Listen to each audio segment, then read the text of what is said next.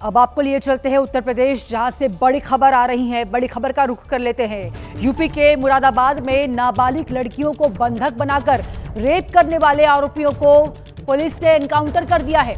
Police ने मुठभेड़ में 2 आरोपियों को गिरफ्तार किया है। पुलिस से मुठभेड़ में दोनों आरोपी घायल हो गए हैं और इसी दौरान वो पुलिस से रहम की भीख मांगते हुए दिखाई दे रहे हैं।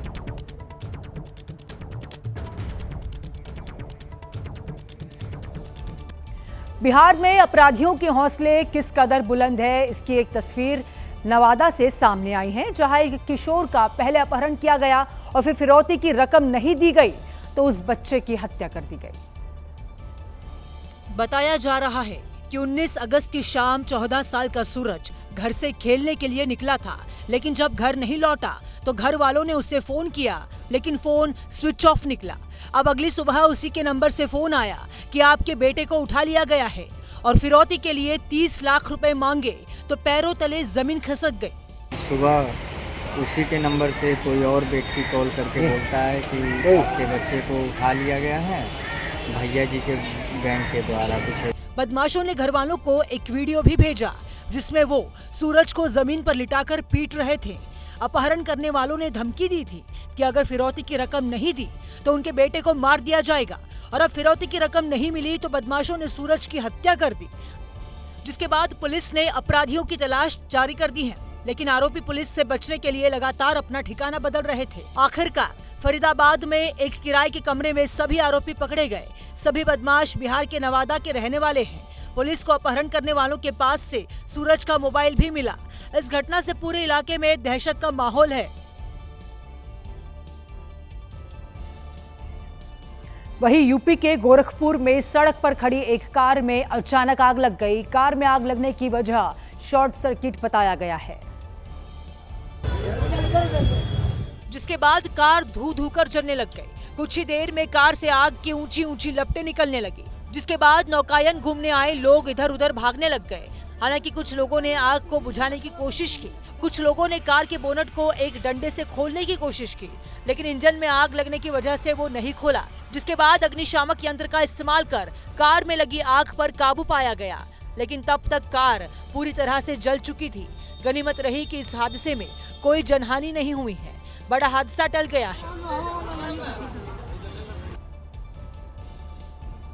वहीं मध्य प्रदेश के खरगोन में टेम्पो वाले ने 15 बच्चों की जान खतरे में डाल दी। ड्राइवर ने लापरवाही दिखाते हुए पानी के तेज बहाव के बीच से टेम्पो को निकालने की कोशिश की, लेकिन वो फंस गया, जिसके बाद वहां मौजूद लोगों ने बच्चों को टेम्पो से निकालकर सुरक्षित जगह पहुंचाया, क्योंकि पड़ाली नदी में उफान के बाद पानी सड़क पर बह रहा था, जिसका बहाव काफी तेज था। जिसने भी उसे पार करने की कोशिश की वो मुश्किल में घिर गया। टेम्पो के ठीक आगे एक साइकिल सवार भी जा रहा था, लेकिन पानी के तेज बहाव में वो खुद को नहीं संभाल सका, जिसकी वजह से वो साइकिल समेत बह गया।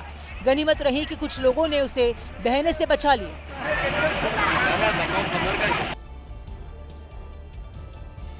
ओडिशा में नेशनल हाईवे पर स्टंटबाजी करना महंगा पड़ गया है। पुलिस ने कार वाले पर भारी भरकम जुर्माना लगाया है,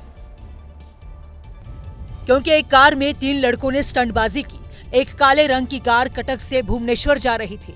रास्ते में पालासुनी ओवरब्रिज पर कार सवार युवक बाहर निकलते हैं और खतरनाक स्टंट करते हैं, जबकि नेशनल हाईवे पर वाहन तेजी से जा रहे थे, लेकिन तीनों युवक लापरवाही से स्टंट करते नजर आए। जैसे ही इसका वीडियो सामने आया, परिवहन विभाग ने कार वाले पर 10,000 रुपए का जुर्माना ठोक दिया, क्योंकि सोशल मीडिया पर भी स्टंटबाजी की लोगों ने निंदा की थी। पहाड़ी इलाकों में सफर करने वाले अक्सर गूगल मैप पर भरोसा कर बैठते हैं, जो लोगों को भारी पड़ जाता है। उत्तराखंड के नैनीताल में भी एक ऐसा ही नजारा देखने को मिला है, जब एक कार संकरी गलियों में फंस गई।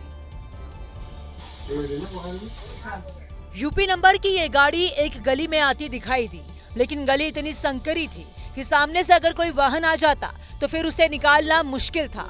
हुआ भी यही, थार पहले गली की सीढ़ियों में फंस गई। मार्केट से ऐसी घटनाएं अक्सर होती रहती हैं कि गूगल मैप के जरिए वो लोग आते हैं नीचे से मस्जिद से होते हुए, जो उनको सीधे नंदा क्लब जाना होता है, लेकिन बीच में से जो कट है उसी कट के उसमें वो लोग इस बाजार को आ जाते हैं। गूगल मैप की वजह से पहले भी नैनीताल में कई घटनाएं हुई हैं, जिसकी वजह से व्यापारियों में गुस्सा है। मेरा अनुरोध है कि बाजार के दोनों तरफ साइन बोर्ड लगा दिया जाए, जिससे 2 व्हीलर और 4 व्हीलर की आवाजाही बंद रहेगी।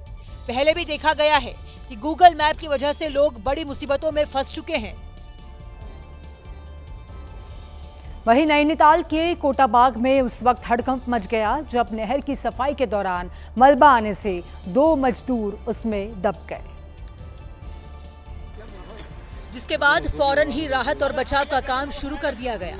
दोनों मजदूर गले तक मलबे में दबे हुए थे।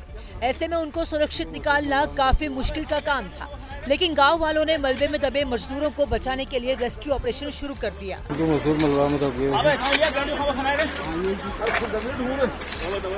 जिसके हाथ में जो आया उसने उसी से खुदाई शुरू कर दी, जिससे मजदूरों को सुरक्षित बचाया जा सके, क्योंकि नहर में काफी मलबा था। जल्दी करो यार, उसका गेम तो घुमाओ सब जने यार, कैसी होगी इसकी दिक्कत परेशानी यार। वो देखो ऊपर से भी निकल रहा है, वो देखो इसको ऐसे पानी आनी भी नहीं मारा मुंह पे, जरा मुंह से जो मिट्टी निकल जाए। जैसे ही इसकी खबर प्रशासन को लगी, वो भी मौके पर पहुंच गए और फिर गांव वालों की मदद से दोनों मजदूरों को बाहर निकाला गया। लेकिन मलबे में दबने की वजह से मजदूरों की हालत काफी खराब हो गई है, जिसके बाद उन्हें फौरन अस्पताल ले जाया गया। 3 घंटे के बाद लगभग दोनों मजदूरों को सुरक्षित बाहर निकाल दिया गया था। उसके बाद उनको हॉस्पिटल कोटाबाग में ले गए और उसके बाद उनका उपचार वहाँ पे हुआ। गनीमत रही कि गांव वालों के फौरन रेस्क्यू ऑपरेशन से दोनों की जान बच गई।